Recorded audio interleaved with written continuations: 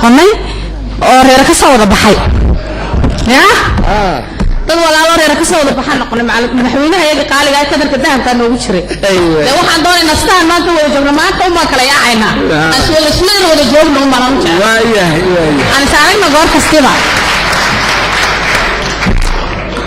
markaan uu salaam baan in halkan ku soo joogsaday oo salaamay marwadeedii qaaliga ahayd hooyo Khadar Maxamed Xay iyo gudoomiyaha iyo nabdeeda degmad Maxamed Saar iyo waxa salaamaya ablaha iyaga kale ee maxay helanay dibiteeda iyagana salaantiska laabta ka soo goob iyo koox kasta way naqaabilaan laakiin haddana wasiirada iyada madaxweynaha qaaliga imika waa maanta Ismaaciil baan tagayna waa soo yaacna maanta wasiir Ismaaciil waan aragnay waa la joognay haddana 30 sano sida meel kasta waan kula joogaan aniga hooyada Sheekh Ismaan barzaanadeeda 24 urur hooyo faama oo haddana de waxaan jeclaa Ismaaciil oo yar fahan oo ka salaama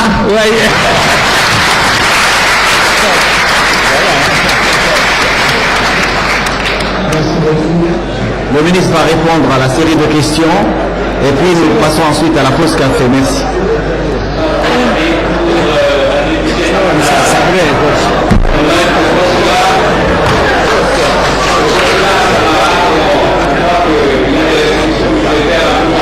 Nous vivons dans un système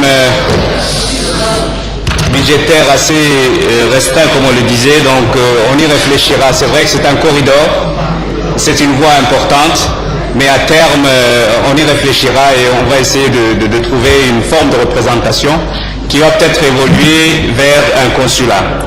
Le marché central, bon, c'est un problème qui n'a rien à voir avec les affaires étrangères. Pour ce qui est de la question de Haïd Hared Gadid, Convention 12 mars 1981, le président de la République a répondu. Ahmed Barkha Siraj, l'éminent chef de village de Tajoura. Je crois qu'il a fait preuve de ses talents d'historien aujourd'hui.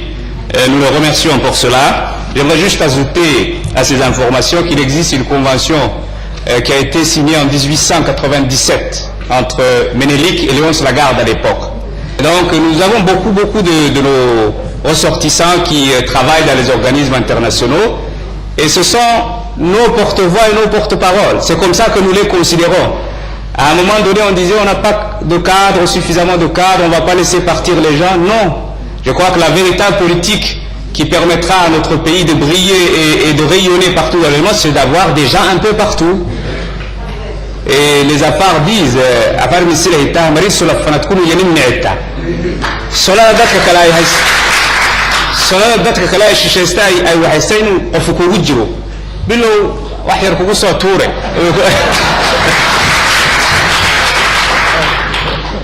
Abdallah Ibrahim, c'est toujours les légumes et les fruits. Oui, la question des visas pour Ahmed Barkha Siraj. Nous avons des consulats honoraires dans les pays où nous n'avons pas d'ambassade. Mais s'il n'y a pas de consulat honoraire, les pays le plus proches, c'est-à-dire que des pays comme le Yémen peuvent nous représenter en leur demandant de nous représenter par exemple dans des pays où nous n'avons aucune représentation, ils le font. Ça, ce sont des pratiques diplomatiques, et ça se fait. Et parfois même la France nous représente dans certains pays aussi. Ce sont des pratiques diplomatiques, c'est normal. Mais j'aimerais attirer l'attention des Djiboutiens qu'il y a seulement l'Éthiopie qui permet aux Djiboutiens d'entrer et d'accéder à son territoire sans visa. À part les autres pays, bon, un certain nombre de pays avec des passeports diplomatiques, des passeports de service, il y a exemption de visa, mais la plupart des pays ont imposé les visas. Et plus récemment, ils ont imposé même le visa de transit. Je veux vous le dire, et je vais vous dire pourquoi. C'est que le passeport djiboutien est devenu un produit marchand. Malheureusement, il faut le dire, et les Djiboutiens, certains Djiboutiens vendent leur passeport. Ils vendent leur passeport qui est utilisé par les ressortissants de certains pays voisins, qui est falsifié et que ces gens-là utilisent pour aller, par exemple, en immigration clandestine en Europe. Ils disent, voilà, on va à Cuba. Pas plus tard qu'il y a 2-3 jours, l'ambassadeur d'Espagne m'appelle en me disant, nous avons entre nos mains 200 passeports djiboutiens falsifiés. J'ai dit, mais comment ça s'est fait? Il me dit, ce sont des gens qui prétendaient aller à Cuba, à La Havane. Ils sont arrivés à Madrid, ils ont balancé leur passeport et ils ont demandé l'exil. Quand j'étais au Caire ambassadeur, les étudiants, certains étudiants en Libye vendaient leur passeport parce que certains ressortissants des pays voisins entraient en Égypte pour aller s'inscrire donc sur le registre du HCR au Caire, où il y avait plus de facilité pour être plus tard donc envoyé au Canada ou en Australie et ailleurs.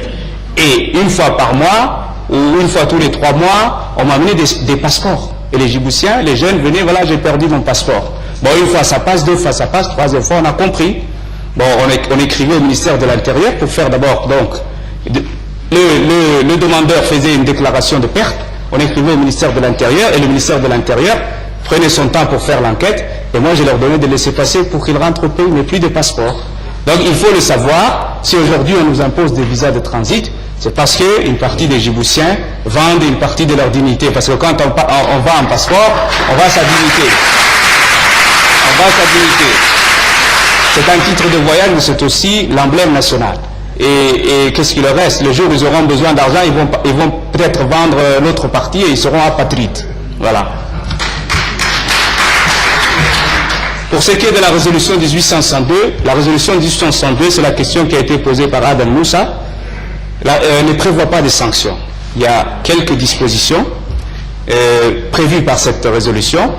La première des dispositions, c'est que le Conseil de sécurité demande à ce que l'Érythrée retourne ses troupes au statu quo ante, c'est-à-dire avant qu'ils ne viennent au Ras du Mera.